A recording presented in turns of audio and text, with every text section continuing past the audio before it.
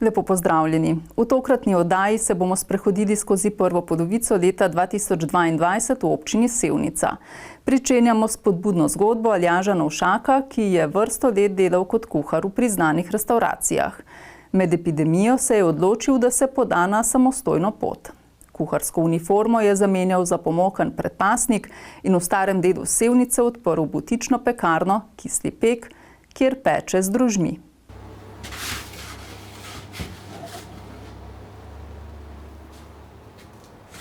Če vse po planu, sem ob 4 zjutraj tukaj.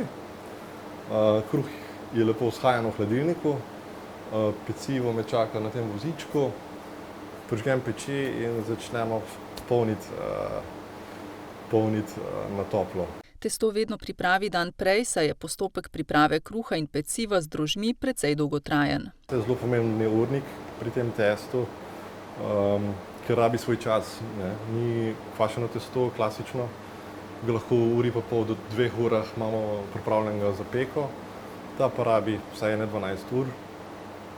Mi ga zjutraj recimo ob 7-8 začnemo mesiti in ga naslednji dan ob 4 tako začnemo peči. Testo je močno, ker vidimo, da se ne trga.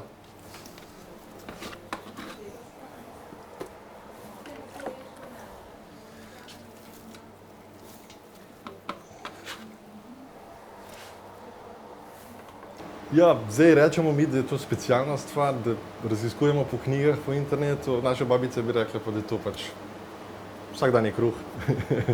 In zanimive so mi te stvari, ker izhaja iz zgodovine, ima močno zgodbo, so zdrave stvari.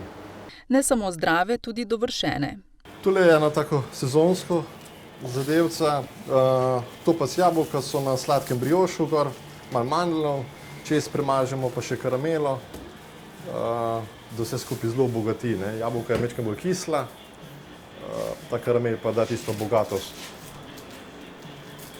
Iz njegove peči prihajajo pekovski izdelki, izdelani iz moke iz tradicionalnega mlina. Tudi druge sestavine so lokalnega izvora.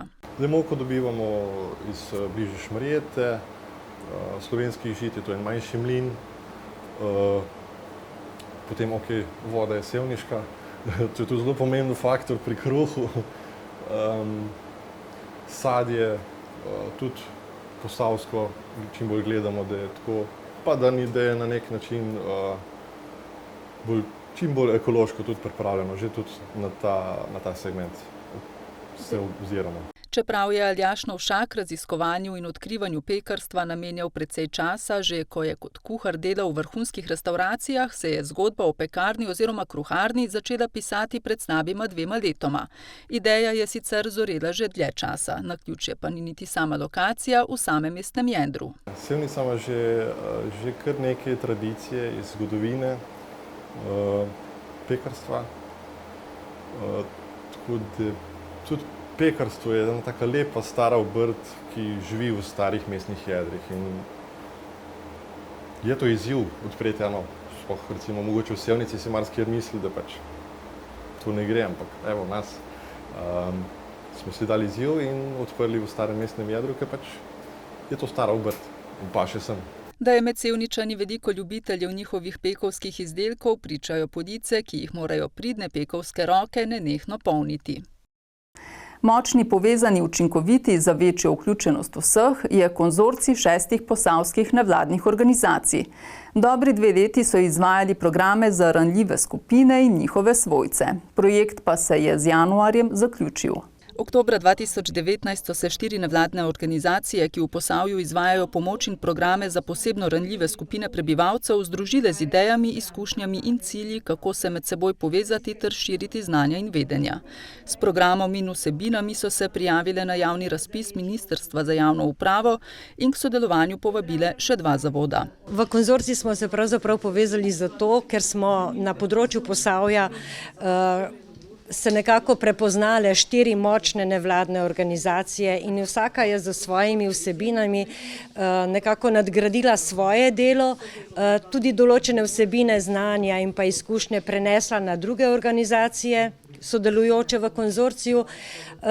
In pravzaprav s tem smo vse organizacije pridobile neko večjo vrednost. Povezovali smo se z številnimi vladnimi in nevladnimi organizacijami, omenil bi podporo občin v Posavju, zelo nam stoji ob strani, z javnimi organizacijami, kot so centri za socialno delo, Zavod za zaposlovanje, mladinski centri, odlično sodelujemo. V zavodu Lija Media so v okviru projekta izvajali tedensko filmsko točko. Ta tedenska točka je velikokrat potekala v starem mestnem jedru Krško, kjer smo zajeli tiste mlade in otroke, ki tam živijo. Prihajali so pa tudi z drugih delov Krškega, občasno so jih pa starši celo pripeljali iz kakšnega drugega kraja. Druga storitev, ki so jo izvajali, je uporaba animiranega filma kot tehnika vključevanja mladih iz ranljivih skupin. Ker je včasih veliko lažje o nečem spregovoriti, če ti ne rabiš stopiti pred kamero, bodisi kot igralec ali pa kot nek govornik v dokumentarnem filmu. In je včasih lažje prek nekega izmišljenega lika povedati neko zgodbo, nekaj, kar te mogoče teži ali pa s čim se kot mladostnik ukvarjaš, kaj ti je pomembno v tistem trenutku.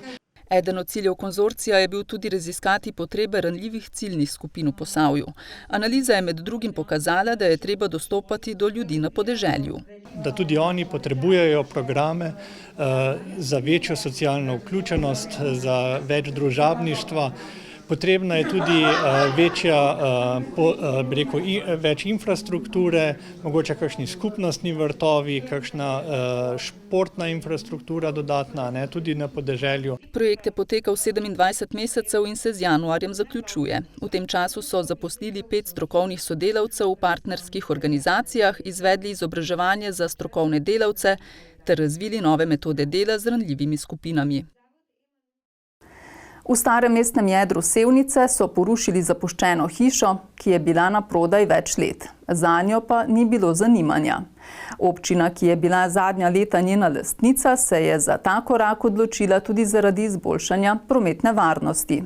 Na križišču Florjanske ulice in Glavnega trga v Sevnici je ena naseljena hiša dlje časa kazila podobo mesta. Bila je dotrajana in zapuščena, zaradi vlage so bili zidovi in streha prepereli, zato so se na občini odločili za njeno rušitev. Ta objekt je bil dolgo časa na prodaj, nihče se ni zanimal, glede na stanje, da je nekako omejeval javno infrastrukturo, ga je odkupila občina v skladu s smernicami in soglasjem Zavoda za varstvo kulturne dediščine smo ga tudi porušili. Na tej razmeroma majhni površini ne bodo gradili. Bolj odprt prostor namreč pomeni večjo preglednost na križišču. Načrtujejo pa ureditev pločnika in zasaditve. Ni pa to edini ukrep v starem mestnem jedru. Tudi v tem letu se ureja frizerski salon Krojc, ki bo nekako pomladi predan svojemu namenu kot turistično-zgodovinska znamenitost, in parkirišče, ki bo nekoliko odmaknjeno iz mestnega jedra, ki nekako ne bo podvrženo modri coni in bo namenjeno za nekako dolgotrajnejše parkiranje za tiste, ki prihajajo v mestno jedro za nekoliko dlje časa. Z omenjenimi ukrepi želijo ohraniti aktivno trško jedro. Mlada teniška igralka Una Grubešič je v začetku leta osvojila državno prvenstvo, tako posamično kot v dvojicah. V tistem času je bila tudi prva na jakostni lestvici do 12 let v Sloveniji in članica slovenske reprezentance. V Sevnici, kjer trenira, so zato pripravili srečanje, na katerem so ji izročili priznanje. Tako je župan mladi perspektivni igralki tenisa podelil listino občine Sevnica. Najprej se zahvaljujem gospodu županu, občini Gregorju, ker ste prepoznali moj trud in ga tudi nagradili. Zdaj sem v teh situacijah, tudi ko je bila korona, sem težje trenirala, ampak svojo željo sem si starila, pač sem veliko trenirala. Večino treningov opravi prav na tem igrišču. Je igrišče v redu? Je. Una pripomni, da pogreša le luči, pod katerimi bi lažje igrala prav v tem zimskem času, ko se kmalu stemni.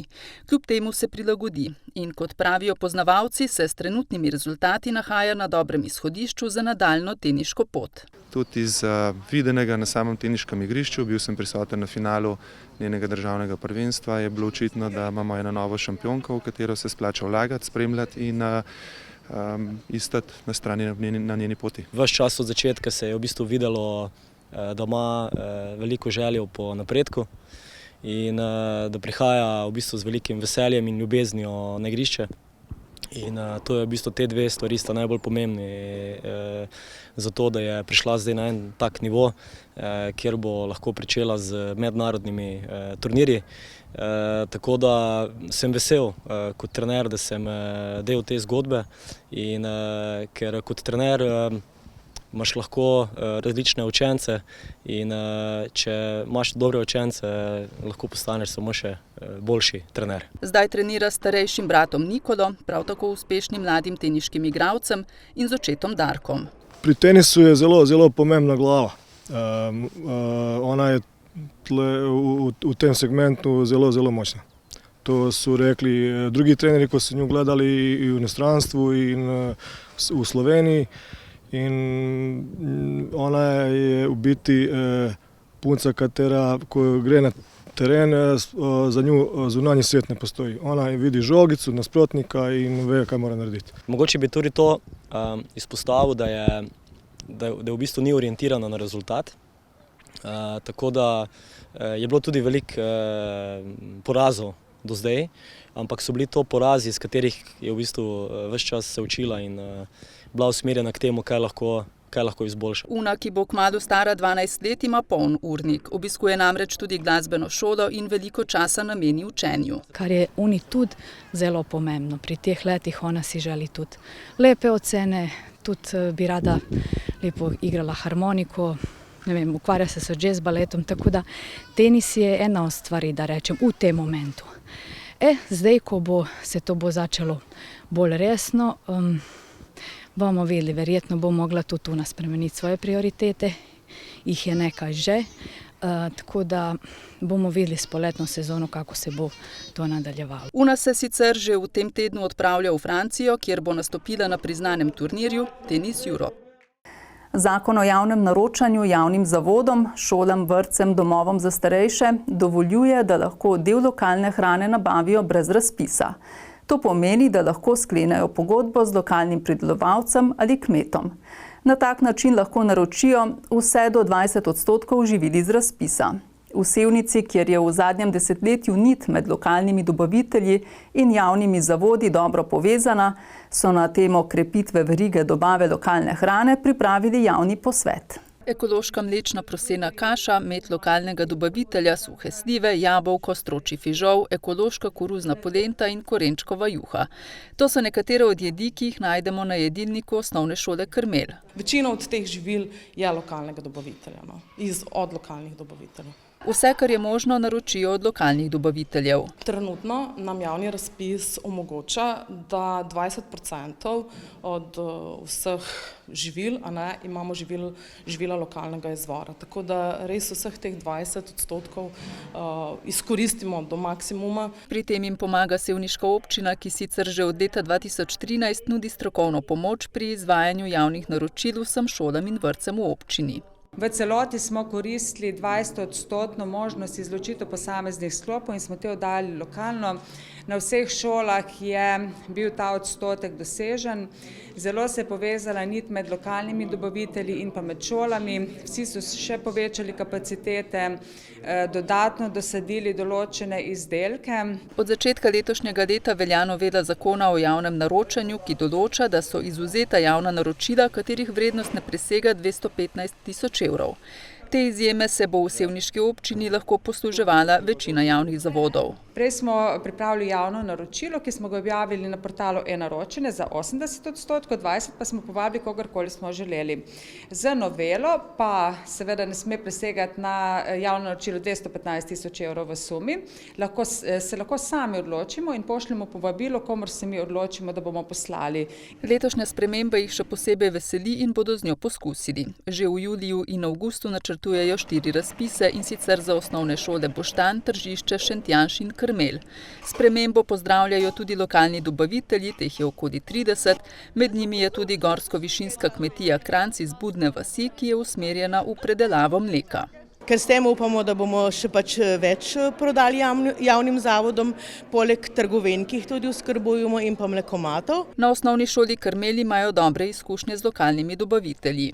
Zelo dobro ponudbo imamo, predvsem na področju naprimer mleka, mlečnih izdelkov, mesa, mesnih izdelkov, potem tudi ekoloških žit, moke, kruha, pekovskih izdelkov, tudi jajca. Želijo si več lokalne perutnine, ekološkega sadja in zelenjave ter živili s shem kakovosti, saj jih k temu vodi uredba o zelenem javnem naročanju. Ki je čedalje bolj aktualna in jo bomo morali izpolnjevati na koncu te kvote, ki so določene. 15% ekološkega živila na kilograme v enem letu in pa 20 iz shem kakovosti. Na osnovni šoli Krmelj, ki združuje tudi vrtec, pripravljajo do 800 obrokov na dan. Mogoče je potrebno omeniti tudi, da vse več je tudi dietnih obrokov, da veliko učencev tudi ne zajtrkuje več zjutraj. Je pa poskrbela naša občina, občina Sevnica, da imamo 2 do 3-krat na teden tudi topli obrok, kar je za nekatere učence tudi edini topel obrok dnevno. Šola z lokalnimi dobavitelji sodeluje na več načinov, med drugim tudi pri pripravi slovenskega tradicionalnega zajtrka.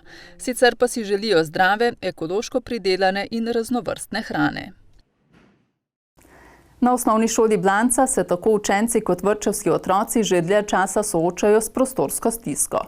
Kot kaže, pa bodo kmalu pridobili nove prostore, saj so pred koncem šolskega leta podpisali pogodbo za njeno dogradnjo. Šolska stavba na Blanci je za 154 učencev in 72 vrtčevskih otrok občutno premajhna. Že vrsto let se soočajo s prostorsko stisko. Tako da z novo investicijo dobimo nove prostore, da bomo lahko dobro speljali pouk in predšolsko vzgojo. In ne samo to, naša kuhinja je zelo majhna in je tehnološko zelo zastarana, tako da je občina Sevnica prisluhnila tudi tej stiski in tako da pridemo do nove kuhinje z rekonstrukcijo. Ureditev kuhinje je pomembna tako za šolo kot vrtec, zato bo ta stekla že v prvi fazi in bo predvidoma trajala do konca avgusta. Druga faza, ki zajema izgradnjo prizidka s po 2 igralnicama in učilnicama, pa naj bi bila dokončana do maja prihodnje leto. Gre pa za dograditev tako prostorov za šolsko vzgojo, za osnovno šolo kot za vrtec, kajti osnovna šola na Blanci je v svoje prostore sprejela 4 oddelke vrtca brez dodatnih površin. To je bil velik napor za to osnovno šolo in ta šola ta trenutek ne izpolnjuje vseh prostorskih normativov, s to dogradnjo pa bo te normative spoštovala oziroma imela na razpolago. Izbrani izvajalec je družba Kostak. In kdaj bodo začeli z deli? Čim prej, čim bo možno, to trebalo narediti, ker je kot pri vsaki šoli otroci rastejo. Oni rabijo prostore in za tisto vmesni čas se opravičujemo, ampak potrudili bomo se čim krajše, da bo mogoče celo pred rokom kaj gotovo. Zagotovo vsaka gradnja nekoliko vpliva na pouk in na sosede. Izvajalec ima nalogo, da se potrudi, da bo teh vplivov čim manj. Intenzivnejša gradnja bo zagotovo preko počitnic. Naložba bo stala 2 milijona 300 tisoč evrov in bo v celoti krita iz občinskega proračuna.